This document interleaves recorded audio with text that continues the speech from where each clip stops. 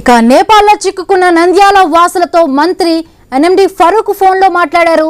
డోన్ నుండి కాఠ్మండూలోని పశుపతినాథ్ దేవాలయం సందర్శనకు వెళ్లిన 22 మంది టూరిస్టులు అక్కడే చిక్కుకొనిపోయారు. దీంతో మంత్రి ఫరూక్ బాధితులను వెంటనే సురక్షిత ప్రాంతాలకు తరలించారని అధికారులను కోరారు. ఎవరూ ఆందోళన పడాల్సిన అవసరం లేదని భరోసానిచ్చారు.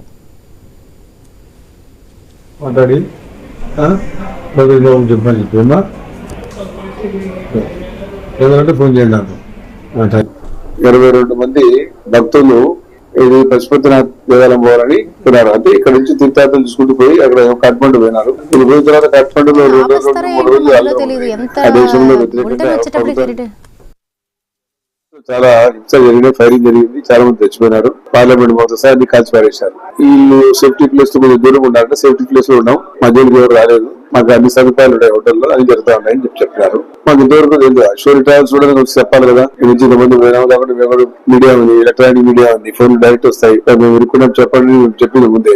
కాబట్టి తెలిసిన తర్వాత చెప్పాము. కలెక్టర్ గారికి మొన్ననే తెలుసు, వారు సేఫ్టీ ప్లేస్ పెట్టినారు. మాకు టచ్ లో ఉన్నారు మేడం. నాకు కూడా చెప్పారు, నేను చెప్పాము. మరి వాళ్ళ మాట్లాడాం, ఇప్పుడు కూడా మాట్లాడాం. వాళ్ళు కూడా ఇప్పుడు అయితే ప్రస్తుతానికి ఎప్పుడు పోయినారు మీరు? 22 మంది 2 నుంచి 7 కాఠ్మండూలో ఉన్నారా మీరు? అల్లం తగినాయాడా? జాగ్రత్త మళ్ళీ మీరు బయటికి రాకుండా. మీ నెంబర్ ఇస్తా, నేను మళ్ళీ దానితో చెప్తా మాట్లాడి చెప్పని చెప్పమ్మా.